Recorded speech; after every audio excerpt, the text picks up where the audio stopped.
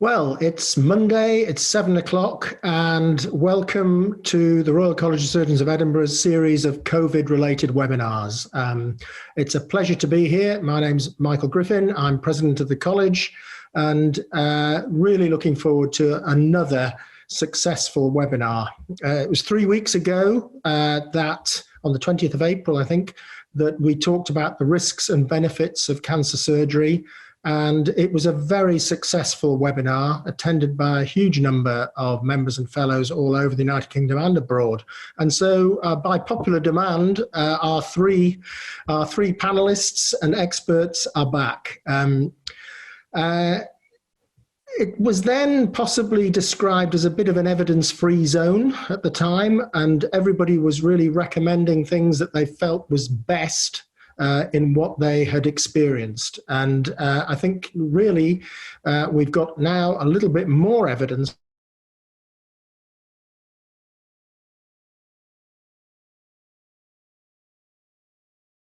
It is open virtually for business and to look after you and to support you and to help you. If there are any questions, concerns about exams and things like that, please get in touch.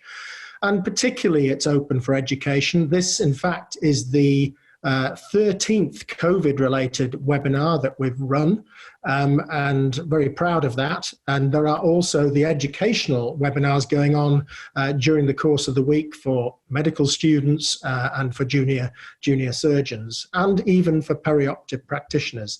And so Ryan Lowry, who's running this today, thank you very much for working so hard. Last week, there were, on average, 2 webinars a day coming out of the college. So we're very proud of that. The next one is on, next week rather, is the first on urology and COVID-19. And Wednesday, we have another dentally related webinar on oral health. And on the 20th, that's a week on Wednesday, there will be an absolutely outstanding webinar about surgical simulation at the time of COVID-19 and e-learning.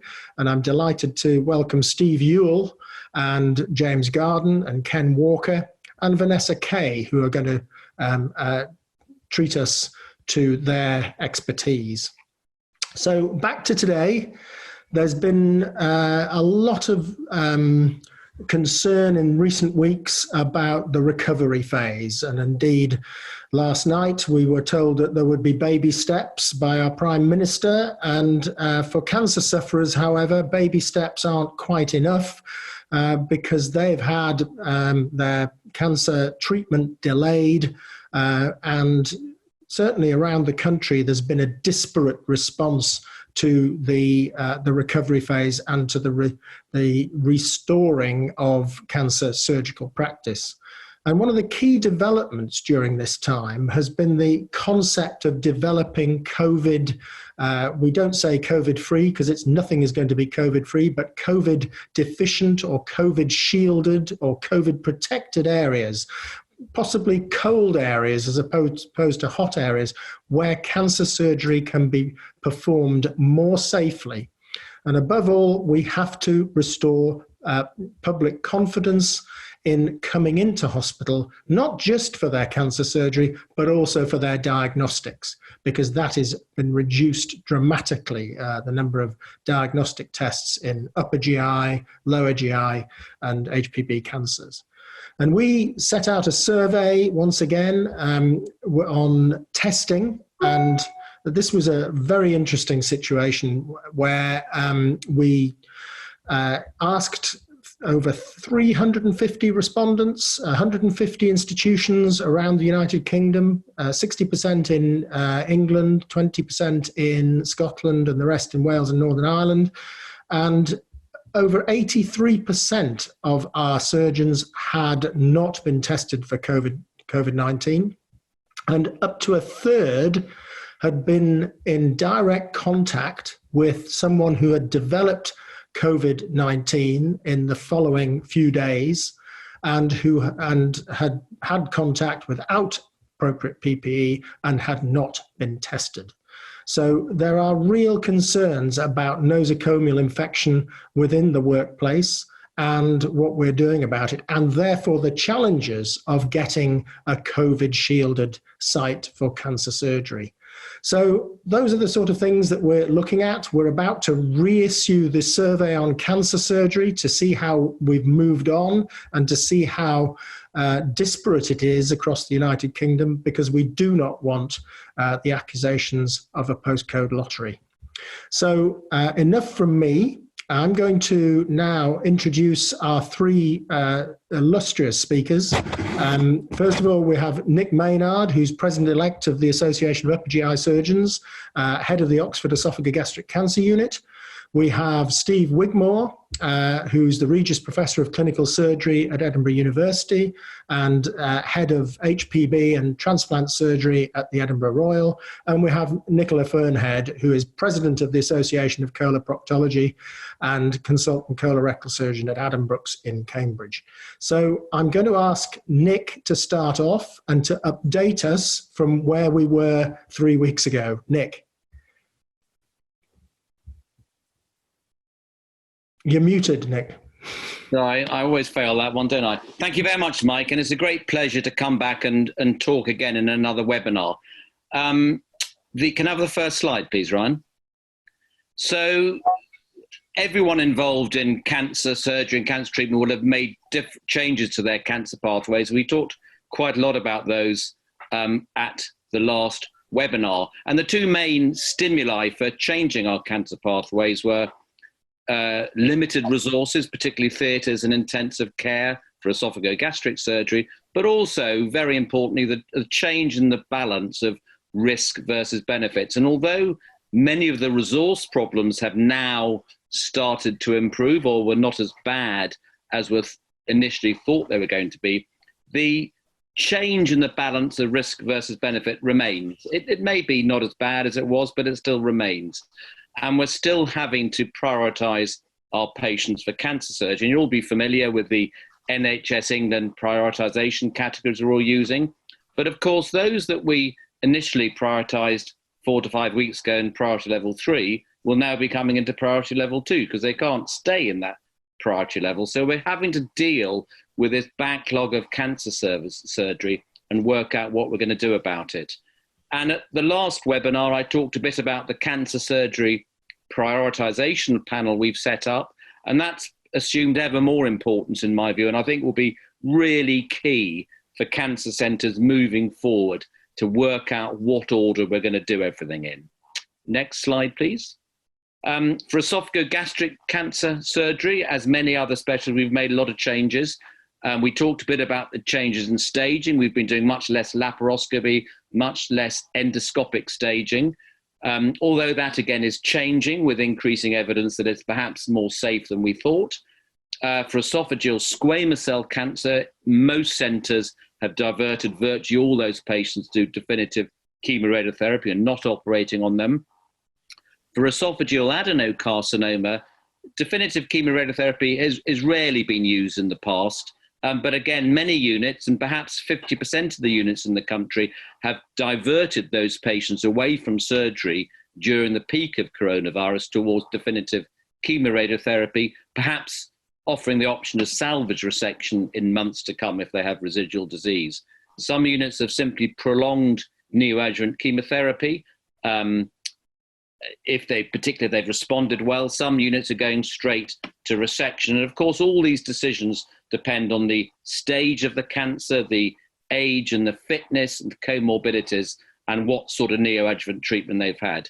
For gastric cancer, we haven't had quite so much flexibility. There's no other radical treatment available other than perioperative chemotherapy and resection. So we have maintained that as the main radical treatment unless their fitness and comorbidities prevent that. And of course, there's been the debate about laparoscopic or open or even robotic surgery, and many units did reduce their use of laparoscopic surgery because of concerns that were raised, and a lot of those reversals have now changed, and patients units are now going back to their more traditional route of treating these patients. Next slide, please. We are lucky in Oxford in many respects. We have a a hospital, our cancer centres in the cold hospital. We don't have acute surgical admissions. We have some acute medical admissions, but it is largely a cold centre. And we've continued doing quite a lot of cancer surgery. All our patients have been self-isolating.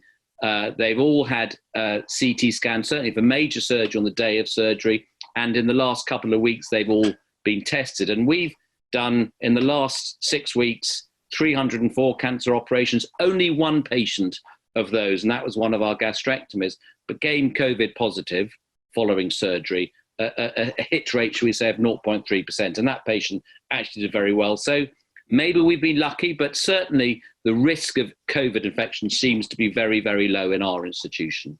Next slide, please. This is my final slide. And we've been working quite hard in developing what we believe are essential criteria for a cancer hub. You'll be familiar with the London model and the Manchester model. And this is based on those, but perhaps with some slightly different emphases. Having a designated ring-fence facility with wards, theatres and critical care facilities, I think everyone agrees is essential. Ideally in a cold hospital, but if you have got acute admissions, then perhaps the bed capacity should be ring-fenced so that at least 75% of beds are for COVID negative patients. We've been trying very hard to minimise or even eliminate the flow of patients between hot and cold sites. And I have put COVID negative or light, and I know the terminology is changing, but we have been trying to minimise that flow of patients. We haven't been able to eliminate it. Perhaps just as importantly, we're trying to minimise or eliminate the flow of staff between the hot and the cold sites and trying to silo those staff who are working in the cancer hub. Again, we can't do it completely, but we're trying to minimise that flow of staff. I think common to all units, we're insisting that patients self-isolate for 14 days. They now all have a coronavirus swab test 48 to 72 hours before surgery, and still a CT scan for major cancer resections on the day of surgery. I think the biggest gap in the service we can provide, and I think this is really crucial if we want to ramp up the amount of surgery we're doing, is that all staff should be COVID tested. We clearly haven't got the capacity to do that in our institution, and I think it's a really major obstacle to us increasing the amount of surgery yet further. And of course, I've talked about this in the past, that all cases must go through the appropriate MDT, but also the centralised prioritisation or vetting panel and the theatre planning panel, so that you can work out what to do and what priority orders you should do them in. That's all my talk. Thank you very much.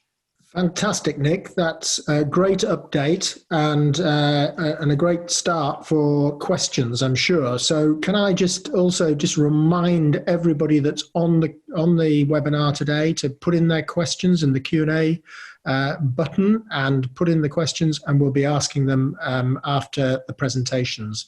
So thank you, Nick. And we'll go to Steve for an update from Edinburgh.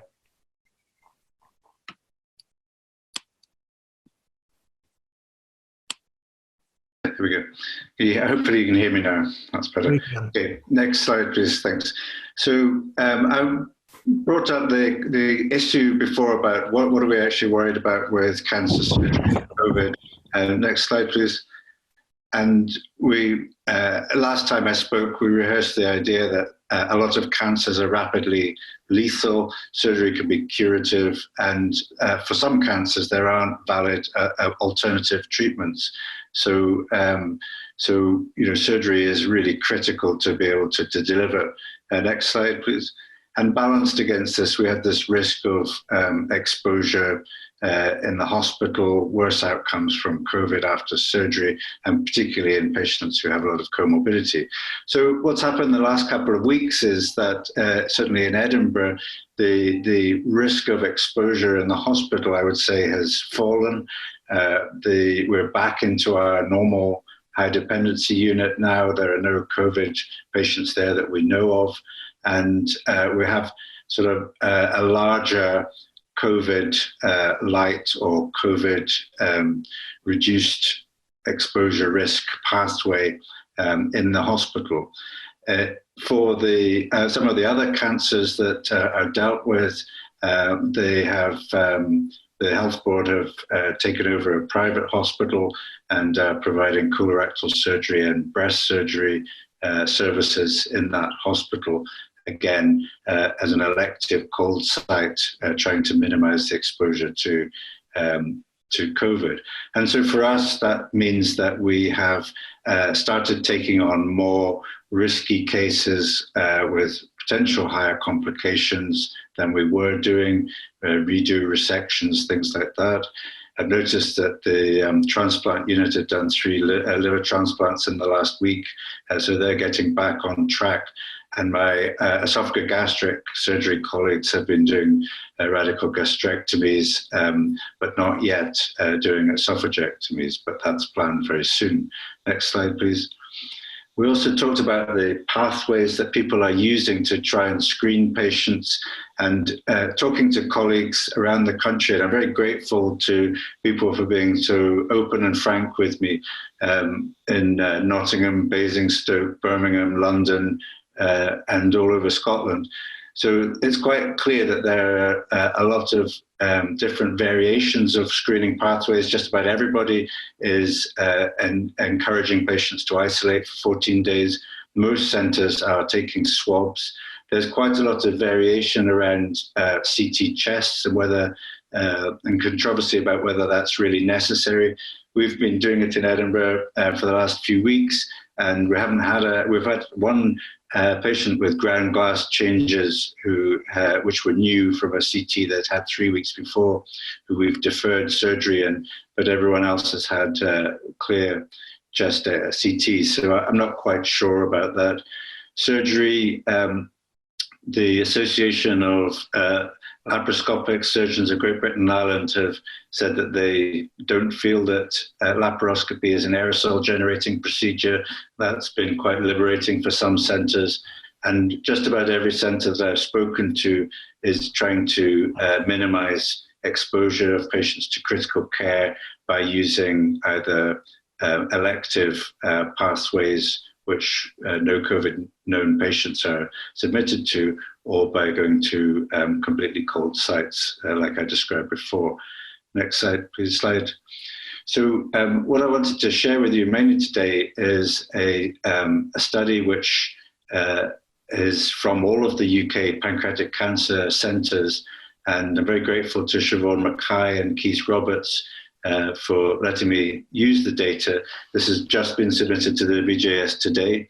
There's a survey which has taken place in all 29 UK pancreatic units, and people were asked to contribute surveys at 2 weekly intervals through the peak of the first COVID pandemic wave. And the surveys captured operating data, diagnostic and therapeutic pathway data, treatments for surgery and chemoradiotherapy, and also used case scenarios based on the context of the current situation that people found themselves in, to try and gauge how people manage patients. There's good response rate, 93%. Next slide, please. So this is like a heat map. So every row on this is an individual center. And if you look down the columns, that you can see these are diagnostic tests, so CT, endoscopic ultrasound, ERCP, and so on. And the 3 columns for each one represents the 2 week interval over the 6 weeks, if that makes sense. So the key information from this really is that over the first 6 weeks, less than a third of centres in the UK had a normal diagnostic pathway and were deficient in some area or other, particularly in endoscopic procedures because of the risk of aerosol generation associated with that. And that has affected diagnosis of cancer. Next slide, please. This next slide shows the changes to the normal cancer pathway, which occurred in a third of centres in the UK. And it's not just surgery that's affected. So around about 20% of centres were completely unable to provide resection, and the third of centres changed their standard pathway to a neoadjuvant approach to try and delay surgery. But a lot of centres have actually had difficulty delivering chemotherapy as well. So it's not that easy that you can just move to a neoadjuvant pathway if your oncology service is also struggling and can't deliver either neoadjuvant, adjuvant, or palliative chemotherapy. Next slide, please. So this shows the changes in the actual number of cases per unit that were done in each 2-week period. And basically, you can see that on average, each unit was down 1.5 cases on what they would normally be doing at this time of the year. And the worst period seems to be just behind us, and the situation does seem to be getting better now, although there is concern about the second wave coming. Next slide, please. So people were sent clinical vignettes to try and determine how they would judge treatment during COVID pandemic. And the scenarios you can see at the bottom were based on varying age and also the presence or absence of COPD.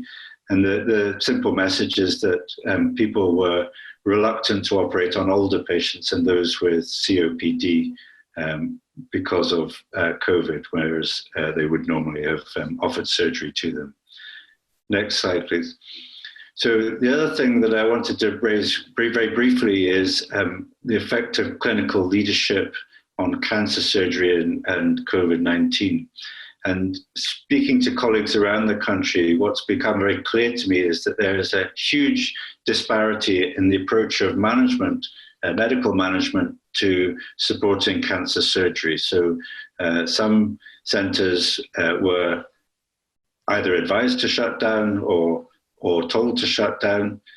Some centres were quite neutral in their approach, and other centres recognised the potential damage that not doing cancer surgery could have and went out of their way to help provide an alternative solution.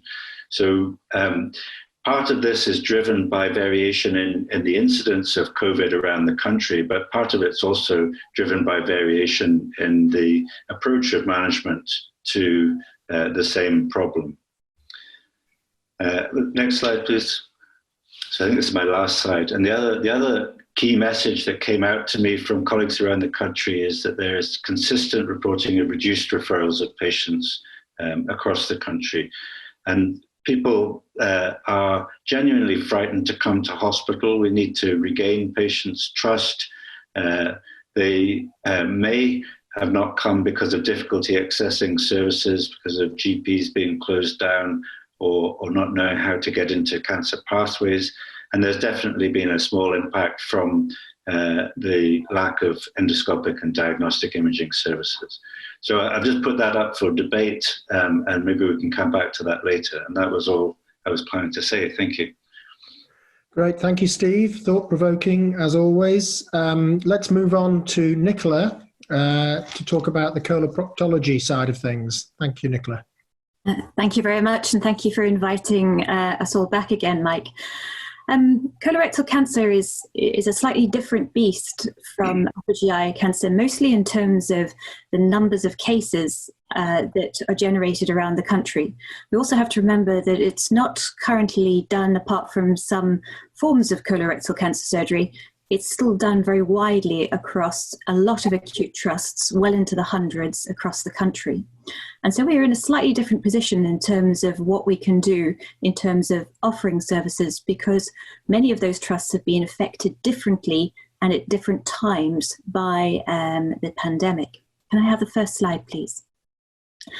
And because of this, we started our journey at ACPGBI really thinking about the initial surge and how to manage that as best we can with large numbers of members, and making sure that they had sufficient PPE and also that they were aware of safe surgery practices. And of course, all those things have evolved, and we know much more now than we did back then about how to support our members in terms of keeping them safe. But many of the things we looked at initially are still the case now. We're looking at minimizing the impact on cancer and IBD patients, supporting our members and trainees in new roles, and really looking at maintaining the workforce with peer support and the like. Right from the beginning, we were preparing for the recovery phase.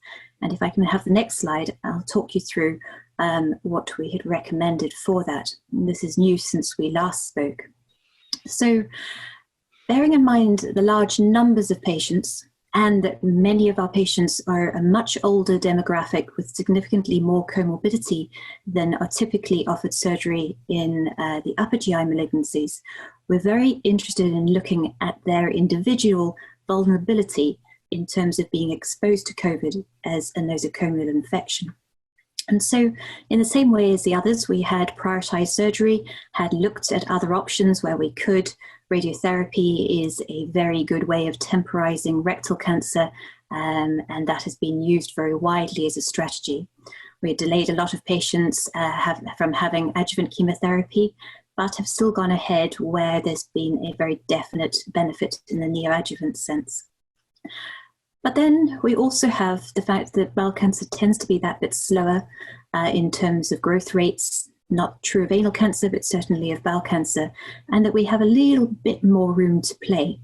But the trouble with having a little bit more room to play in terms of time is that actually the numbers have absolutely made a mushroom rather than a mountain of work that needs now to be done and is now moving, as others have said, into that 4-week category rather than into the 12-week category. The other very significant signal that is coming out of the data we are seeing is about the environment. So it's the environment in which a cancer patient has surgery. The initial data from COVID surge of the first over 1,000 patients who had elective cancer has shown that those patients who had their surgery in a cold site had a mortality which was entirely consistent with what you would expect for cancer surgery normally.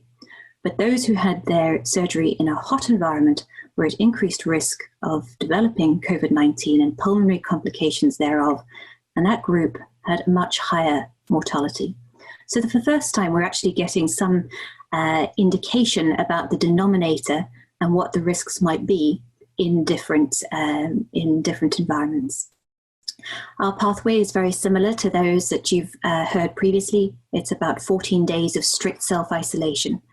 We're definitely using screening questions and making patients understand the importance of answering those questions honestly and correctly, and then using negative tests just prior to surgery. We have completely dropped our initial recommendation to look at CT chest. And the reason for that is that as we've gone on further, we've begun to understand that CT chest is not a good screening tool for COVID-19 in asymptomatic patients. And the initial data, a lot of it has been recalculated with very different denominators, bearing in mind the impact of additional CT scans on our radiology colleagues and their services, which are also constrained. We would much rather use their services to actually help us get up and running with diagnostics again. But again, like others, we've talked about the importance of prioritization. And here more and more, we're going to have to think about regional networking. This is not necessarily a typical regionalized or centralized model, but regional networks where cold surgery may be offered in different places. Next slide, please. So where are we going from here? We have a huge piece of work to do in terms of getting elective colorectal surgery up and running again, particularly in cancer. But more and more, we are very dependent on our diagnostics and colonoscopy. And that too is an important part of the pathway going forward.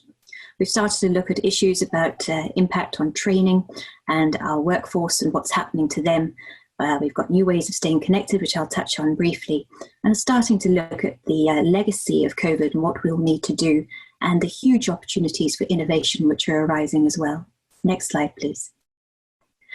So what we're going to be offering next is a ways of staying connected. We've already started talking about cancer across our chapter meetings across the country, helping people with their local solutions to local problems. We've offered the opportunity to access ACP, to ask people, to have the opportunity to ask your own questions and help with those local solutions. Our early years network is, in fact, the vote is probably being counted at the moment, and we'll have them in place for peer support very soon. And the last slide is, please, just to remind everybody that actually there's going to be a time when we're going to talk about something which is not just COVID related again. And so although our meeting in the beautiful city of Edinburgh has been cancelled in July, we're going to hold a virtual fringe meeting during that time, ready to give people an opportunity for a little bit of education, both about COVID, but also about some of the other things that they're interested in as well. That's all I was going to say tonight. Thank you. Thank you, Nicola. A good plug for your meeting. What a shame it's not coming to Edinburgh. It is coming to Edinburgh, sort of. Okay, now there's a lot to talk about there, and I think that one of the questions that has come up, and I think that we should address it first off, which is about the pre-op workup. We've got a lot of consensus there, but if you remember, all of us signed up to the guidance that came out from the 4 Royal Colleges about CT scanning. And you touched on it, Nicola, about CT scanning as a tool of screening for COVID when we do not have quite the confidence in the antigen test, because it's only about 75% effective. And we felt that this was a way of making sure that we weren't going to operate on a COVID positive patient. Now, we've revisited that guidance. We've looked at the evidence. And you, Nicola, brought it up on this occasion, but there is a question here for Mr. Maynard. It's an anonymous attendee, and he says, have they encountered resistance from the radiology department with regards to CT chest on the day of surgery? Has that changed the management in any patients? Nicola, do you want to just comment first, and then I'll come to Nick? So some of the data we looked at with at the intercollegiate level with all our specialty associations and with the Royal College of Radiology this week was really about how the denominators completely affect whether something is useful. And there's absolutely no doubt that CT chest is a very good diagnostic tool in a symptomatic patient who may have a negative test. But actually as a screening test, its chances of picking anything up are very remote. And we also looked at some initial data from the Royal Marsden, which showed very similar findings to those that Nick has just shown us for the Oxford data. And in fact, they only had 2 out of just short of 100 patients who had changes in the chest, but one was a false positive and the other was a false negative. So it's difficult to see how we can really justify the additional impact on our radiology support services when trying to get cancer diagnostics up and running again. And if it's not going to change management, then we completely agreed that now we had enough data to be sure. Sensitivity, even in symptomatic patients, is only about 39%, not a great test for a screening tool. Thank you, Nicola. I think you've also answered Mayank's question, which was why no CT chest in colorectal surgery. Nick, do you want to comment? Yeah, I know. In answer to the question, yes, we came up against a lot of resistance, and it was quite a battle to persuade the radiologist to do it. But to be fair, they did, and that was our together with our screening questionnaire, our mainstay of looking for any COVID positive patients in the absence of any routine swab testing. We've now got that, so I'm quite sure we will take on board that and move away from that. But I think, at the time, I think it was the right thing to do. We certainly picked up about, I think, 5 or 6 patients who didn't have surgery because the pre-surgical CT scan did show COVID changes. But we now are in an environment where we've got routine swab testing, so I think we will absolutely move away from that. Absolutely, and that guidance that we agreed this week, last week on Thursday, with ACP, ORGIS, ASGBI, and the colleges will be updated tomorrow with the advice that CT is not an essential part of that workup. So we've got another question. Is it going to be difficult? This comes from Bala. is it going to be difficult to maintain medical staff cohort separate for cold areas from hot areas? Because we all need to be on call and carry certain other clinical duties in the hot environment. What is the advice on this? Steve, do you want to comment? Because you've been very fortunate in operating in a fairly COVID deficient environment. Yeah, so I think what they're doing in the private hospital, which is a completely cold site, is that one surgeon is staying there and operating for the week, so that to sort of minimize staff changes and exposure. We haven't really done that in the Royal Infirmary. We've just we're all just so healthy that and lucky that we've managed to dodge it so far. But you know, it's an important question. It is difficult to run multiple teams. I know there's been a suggestion that people should have a team that's resting at home and then a team that's on duty, and they should do longer periods of time. The practicalities of delivering that when you have other commitments are quite difficult, and it's not easy to find the best solution. Thanks, Steve. I think it's important to mention what happens in other countries. Other countries that have actually much less COVID around, like, for instance, Singapore, Taiwan, China. They all have adopted an idea of having surgical teams, and surgical team A will do the emergency on call. And if any member of that team became COVID positive, then that team was stood down and team B would come in. And indeed, they have set up areas of in their coffee rooms where there was perspex in between seats, so that there was genuine social distancing between the staff when they weren't wearing PPE. They have taken this really seriously, the social distancing within the hospital environment, whether it's a hot environment or a cold environment. Is that something that we have just not done and that we should certainly try to improve in a cold environment? Nick, do you want to comment? Yeah, I mean, you and I talked about this a couple of weeks ago, and I felt this was one of the major defects in the way we were tackling our elective surgery, was stopping or not doing enough to stop the sort of staff transfers. And so we looked at it very seriously. Rather like Steve said, it would have been enormously difficult to do so, and it would have drastically reduced the workforce we had available to do cold surgery. So we've certainly minimised it, but to eliminate it would have had too many negative implications in other senses. I have to say, I think the thing that's going to make the biggest difference at all is robust testing of staff, and then that issue will become much less important. Great, thank you. Okay, now, Nicola, this is bound to come up. This is an anonymous attendee as well. Is it safe to perform laparoscopic colorectal surgery? Any updated evidence? So we've had a flurry of publications about laparoscopic surgery. And I have to say that we have to accept that there probably are different inherent risks in the different specialties. And there are probably also different risks within emergency surgery versus elective surgery.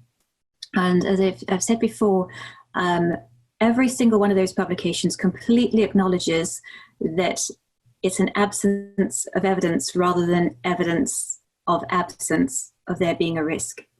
And so what we're really asking people to do is just to think about what they're doing and why they're doing it, what environment they're doing it in, and who they're working with.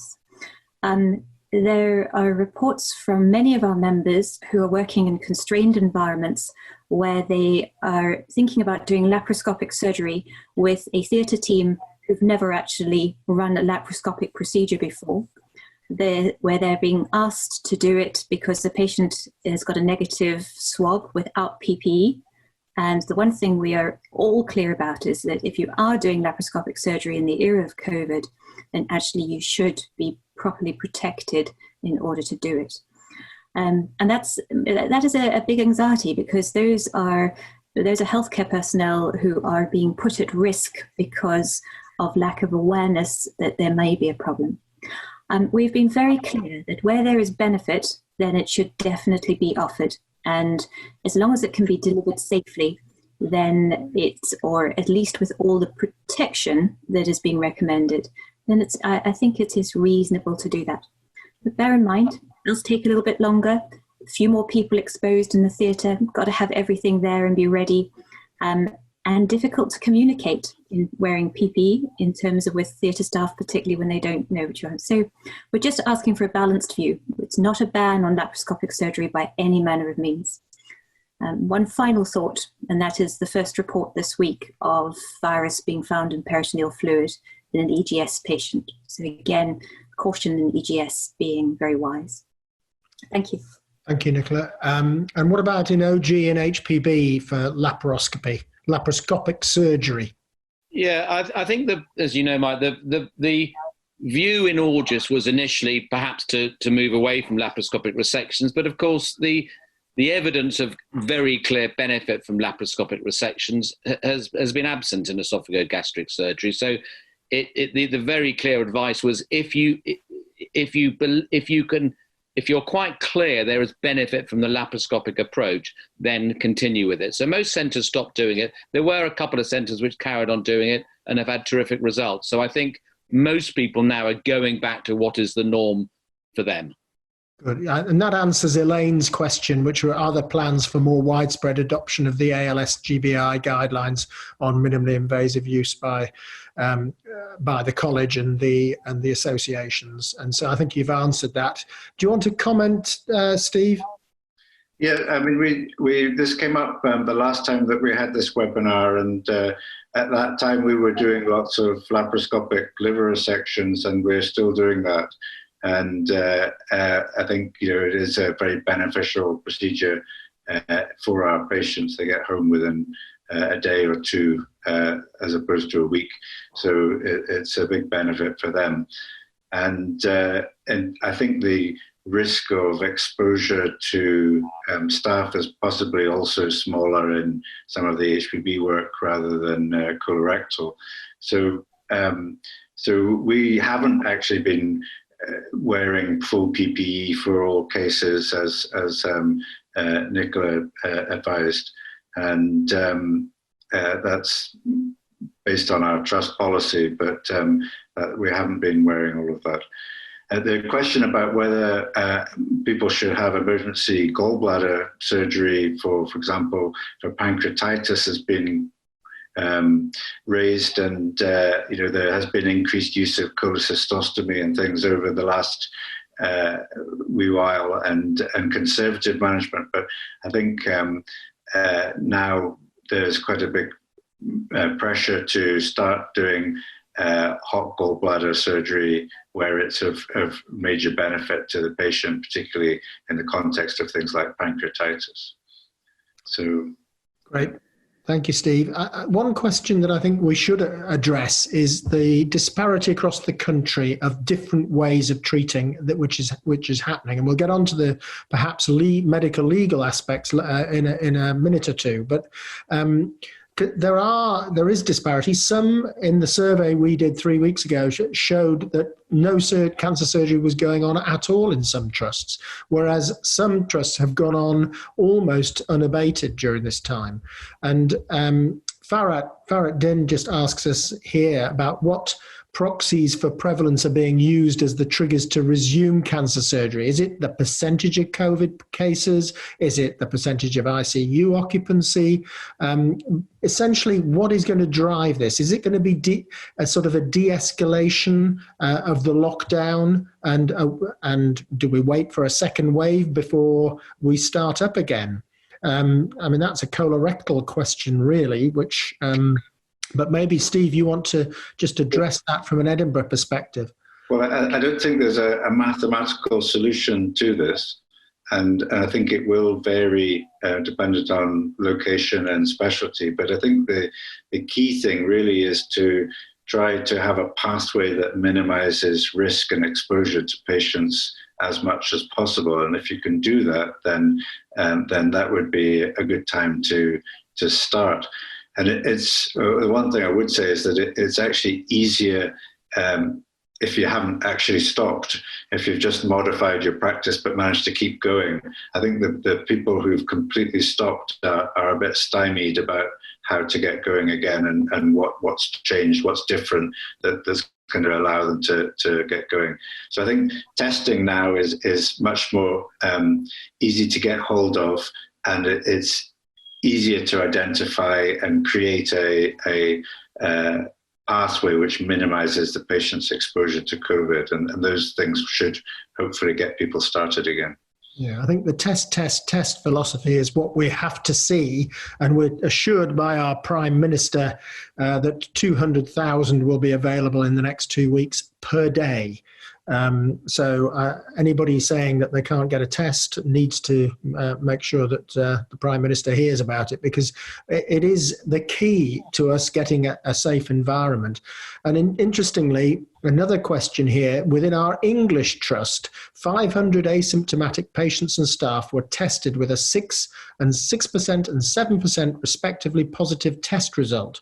Would the panel elaborate on the appropriateness and frequency of testing of staff in such a COVID-light environment? Nicola. You won't get the difficult ones. Truth is, we don't actually know yet. And I know that Public Health England have been working very hard on trying to give an answer on this. It's a particularly unpleasant test to have done, is the first thing, and doing that repeatedly could well end up with Pavlovian responses of people trying to avoid having it done.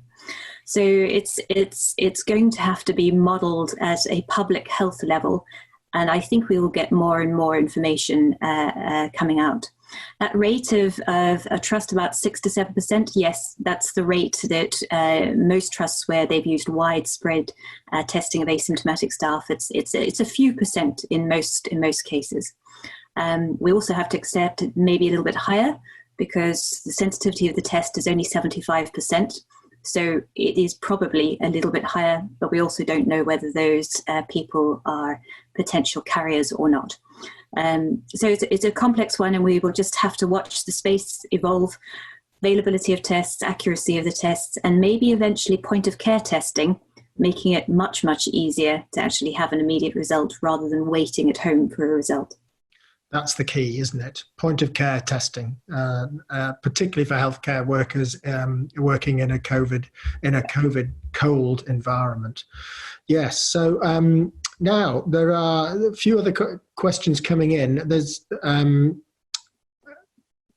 why are we still coming back to CT? That's not going away, this. Why are we still doing, this is Ian calling in, why are we still doing CT chests on emergency patients if CT is so poor at differentiating asymptomatic patients? I think that was touched on by you, Nicola. Sorry to stay with you, but you might want to respond to that. No, that's absolutely. So this is a completely different question, and this is where we've been very fortunate in being able to separate the screening data from the symptomatic data.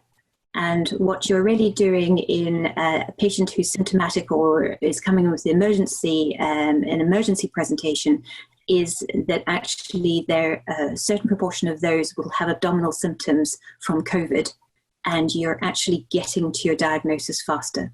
And the evidence there suggests that it's probably will give you a quicker answer than doing swabs, but that again will change potentially as the point of care testing becomes more widely available. So for the moment in emergency patients, particularly thinking about your provision of post-operative care, where they're going to go to, where they're going to be looked after within an environment where you want to keep it cold for all your other patients, then I think we're still quite clear that we would recommend CT chest for emergency patients. Okay, thanks. And Nigel asks, should protocols for staff testing in pre-op isolation and testing for patients be set across the British Isles? Answer is, Nigel, yes. And we've been trying to get that sorted out from the 4 colleges perspective, and I'm determined to do it, but it's just taking a little while. There's a lot of politics involved, but I think that you can hear from the 3 excellent panelists' presentations that their protocols are very much set in stone and based based on what evidence they have. I think Nigel had another interesting question. It was a long question, but this is a medical legal issue. And we do assume that every patient has a good outcome, but we have to look at our audited pre-COVID complication rates. And what happens if the patient develops a complication? Because there's no minor complications now. And if a patient develops a complication and it happens to happen in a COVID positive site, they must know that this is a big risk. And how do we feel that we prepare these patients in terms of informed consent? Nick, do you want to take that one? Yeah, certainly. I think probably the most crucial thing is no one should be making decisions in isolation about their patients. The risk of complications, and particularly the risk of COVID infection, is clearly higher. And I think it's crucial that any decision about operating is made initially within your MDT, so that your peers, your colleagues, your surgical colleagues, your oncological colleagues agree with what you're doing. Secondly, as we have set up, and I think this is really important for us at least, is to have a surgical priorities panel. So any borderline decisions are discussed in a wider forum. So you can actually say to the patient, I've discussed this not only with my surgical and oncological colleagues, but actually with a wider forum which has ethical committee input as well. And the final part of this, of course, is proper consent. And you've got to mention COVID in that consent. You've got to say, listen, we believe that the benefit of treating you is greater than the risk, but the risks may well be elevated. We've discussed it widely. And you need to put that in the consent form so the patient is absolutely clear why you're making that decision. Great. Thanks, Nick. Now, Steve, this comes from Mike Silver. We're gradually learning to work in a COVID environment, but there's a great deal of time lost due to precautions that we have to take and loss of theatre time. And this is a huge issue, really. Whilst it's recognised and essential, do we think we will be able to arrive at a time when the routine patient can just have standard PPE? You've already addressed this by saying that you don't use full PPE on some of your patients. Are we over-egging the pudding at the moment? That's difficult to answer that specifically. I think the main risk is probably around intubation, and so I think it's quite right and proper that the anaesthetic team and OGP are fully kitted out with PPE, and that there is an interval between intubation and everyone else coming into the theatre. I think that is an inescapable precaution that everybody needs to take at the moment. As far as PPE goes, we aren't wearing full PPE, we're just wearing standard theatre kit for patients who've been through our pathway and who we believe are COVID negative. And you don't wear a visor? Yeah, we do wear a visor, yeah. Right. Not always, though. No, not always. For laparoscopic procedures, I do, because there's more spatter there, but not for open procedures. I wear glasses, as you can see, so I usually have some form of eye protection on. But I don't know whether it is essential for people to wear full PPE all the time. I think if you believe in your pathway, then you really shouldn't have to. And it's, as Nick said the last time, it is really deeply unpleasant wearing full PPE in an operating environment for more than 2 hours. And if you can do it for longer than that, you're a better man than I going to. And you need multiple surgeons, absolutely. But this is an important issue, and there's loads and loads of questions about the PPE business. So I need to hear it from Nick, and I need to hear it from Nicola. So Nick first. What are you doing? We're still wearing them, and I'll echo what I said last time or what Steve just said. They're miserable things to wear for many hours. And I've done 3 esophagectomies now in the last 4 weeks, each of them wearing a FFP3 mask, and it was really horrible, actually. They do differ. Some of them are easier than others. There was one which was really uncomfortable. So we're still doing that, and I really do look forward to the day when I'm comfortable not wearing it anymore. But are you convinced by what Steve said? Because Steve he's already taken the step not to use them. Yeah, absolutely. You talk to colleagues around the country and you find out everyone's using it. Hearing units that aren't using it, I think, is really important to hear. And maybe we are, and I think for all the right reasons, we've been overly cautious throughout all of this. But maybe this is the time when we can start reducing some of those.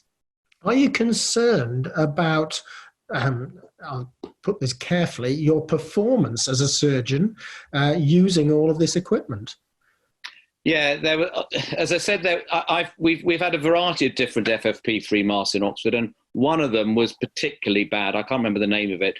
And actually, what I've done in the long cases now is we've done a lot of them with 2 consultants, but actually I've just unscrubbed for a while and had a break, and that has made a huge difference. And I've not usually been one to do that on a regular basis, but I think it was in those cases it's been really, really important to do. Good. Okay, Nicola. What's happening in colorectal? Well, again, it's a bit about the risk, and we are obviously operating on colon, and we know that the virus has been found within feces. We don't really know how infectious that is or not. We're in a slightly different risk group, and concern particularly about laparoscopies has partly come from that. I think in passing, it's worth pointing out that the ALS guidance actually recommends PPE, and it recommends a lot of precautions which are not widely available in trusts across the whole of the UK, including ultrafiltration, which is not in wide use. They're also operating in very different theatre environments. We only have one OR1 in our trust, and it's certainly not used by colorectal. So it's really just trying to think about that overall picture. And whilst we develop more evidence, I completely agree. It is difficult operating in PP. Communication is very difficult. Getting your point across to other members of the team, asking for things to be coming in and out. I'll be the first to be very, very grateful to see the back of it. But like Nick, we are operating in teams more and more and taking the breaks. That means you have to have extra PPE to do it, but actually prolonged surgery, feeling absolutely huge and very, very tight is difficult to do, without a doubt. So do you think that this differential between the specialties here, because you've heard Steve is not using this, is this because of the geography? In other words, the prevalence of the disease up in Edinburgh when compared with perhaps Birmingham, London, Oxford and Cambridge? Steve? Yeah, I think that's true in part. We do have got a low incidence now, and there was a time when I think there was palpable fear amongst the medical and surgical staff in the hospital about getting it. And it's not that we're complacent now, it's just that we are reassured by falling numbers of critically ill patients with COVID, a falling new case rate in Scotland and particularly in Edinburgh, and confidence in the pathway that we've created for patients. So it's all of those things together which have directed our choice of gear. There's a few attendees who are right on my wavelength. Ravi from Edinburgh has just come in. NHS is open for business, but the customers don't want to come to hospital. How do you mitigate the anxieties that patients and referrers have developed over the past few weeks? Ravi, I'm right with you. It's about trust and confidence, and I tried to get that over to the politicians over the last week or so, that we have to build up that trust, and it's all about the testing and about the creation of the COVID light, COVID deficient environment, and demonstrate that we are doing absolutely everything to create that. I think that the good messages that are coming out, Ravi, is the results that you've heard from Steve, from Nick, and from Nicola. The results are a lot better than the initial results that we heard from COVID surge, which included Chinese, Italian, and London results, which were very worrying for all surgery. The only concern that I would express about the optimistic side of this is that the Royal Marsden have had very good results. We've heard from Nick in Oxford, very good results in the Churchill, but again, they're cold sites. And the hot and heavy sites may have slightly different results. And I don't know whether, Nicola, you have got any more experience about hot and heavy sites performing cancer surgery? Again, it's the recent elective cancer patients from COVID surge in the first 1,200 that we've got that data.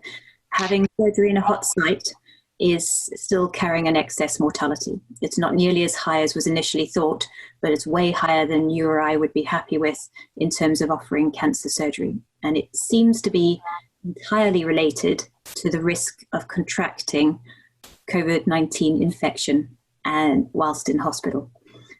Certainly as an organisation, we are pushing very, very hard for COVID cold sites to be used for cancer surgery. I wasn't even going to say as far as possible, almost as an absolute requirement in order to offer cancer surgery. Mm. Yep, Nick? I could add something to that. I think this is one area where the cancer alliances really should develop an important role. Because I think and we've been really working with ours to try. We're taking quite a lot of cancer cases from other hospitals, some further afield as well. And I think this is a really vital role for those hospitals that cannot develop a cold site, is to look further afield and see where they can be helped. Very, very good point. Except there's somebody has referred to your bonus of working in Oxford and in the Churchill, because they're saying it's all very well, you're getting a nice cold environment there and great results, but what if you're an esophagogastric surgeon in a hot and heavy hospital? It may not be possible to ring fence wards, theatres and critical care. And that comes back to what you were saying about the Cancer Alliance, and that you have to do that. And if you can't create that ring-fenced environment, then it's safer not to operate. We know what the outcomes are in a COVID positive environment. Sorry, Nick, you want to come in? Absolutely. But and look further afield, look outside the alliance. We've taken some esophageal cancer patients from trusts well outside our alliance because they can't do them. So, talk to your friends within the alliance, without the alliance, and help each other out. And that can make all the difference when you're getting these cases done. Yeah, absolutely. Remember, the patient is paramount here. You have to do your best for the patient. And if you feel you cannot do your best for the patient in the environment that you're in, then you should refer the patient to an environment that is in your view, better or safer at that time. I think that's a message that we should get over. And again, this comes back to Steve's point. It's about medical leadership, and that it is disparate across the country, that leadership, just like it's disparate the way cancer services are being run at the moment. Steve, did you want to make a comment about that? No, just to agree with Nicola and Nick on that. I think we agreed as a national HPV cancer network that where a patient was likely to come to harm through either exposure to COVID or an inability for them to be operated in their local region, that we should absolutely move heaven and earth and the patient to another centre where their risk was lower to do the surgery. And that's happened. There's been movement of patients from Aberdeen to Inverness, and we've opened our doors in Edinburgh to patients from other centres as well. So I think that's a absolutely right thing to do. The politics of it is slightly more complicated, but that just needs people to actually speak to each other and make it happen. As Nick says, you ring your friends, you phone a friend and find out where it's better. Yeah, absolutely. You've got to do the best for your patient. That's why we're here. Sean asks, we're coming to the end now. We're over our hour, really, but honestly, I could go on for ages because I'm loving it. But I'm sure quite a lot of you are hungry. And so we'll finish with this question from Sean. Should there be a necessity to develop cold cancer sites in every alliance in preparation for further waves now and for further pandemics? A bit like the Japanese model, Nick, the National Cancer Center in Tokyo, and cancer hospitals in general. We've got the Marsden, you've got the Christie, but that's about it. Should we be developing cancer hospitals? Let's have the three of you respond to this to finish off. Steve, you're on first. Yeah, I think absolutely. I think the COVID pandemic has slightly caught us off guard. I think we were too busy watching Italy and thinking what a terrible mess they were making of things without realizing that we were going to make an even bigger mess. And I think that's absolutely right. So forward planning should be an important part, and it should be a priority for all networks to create these sort of pathways as a strategic objective. Right. And Nicola? I think, yes, cancer, very important. We know we need to be offering the cold environment, but there are other forms of surgery which also need prioritization at the same level. If one thinks about major cardiovascular surgery, in terms of other patients, for example, having benign gynecological surgery, there's so much else that is also affected. And whilst it seems intuitive just to set up specialist cancer hubs, at the same time, it's a bigger healthcare problem than just cancer. And perhaps that's the only argument against it. But I'm definitely in agreement that we need to be setting up cold sites, whether it's just for cancer or for other specialties as well. And Nick, you're going to get the last word, as ever.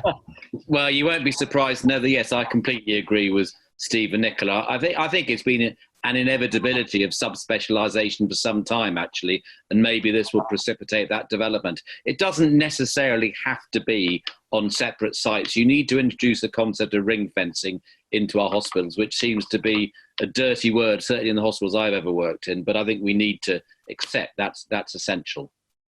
Right. Thank you, Nick. So a few things hanging, and I did say 3 weeks ago that there would be more evidence by the time we had this webinar, and there was, and there is, and I think we're looking forward to a slightly better environment and a little bit more optimistically being able to offer our patients timely treatment.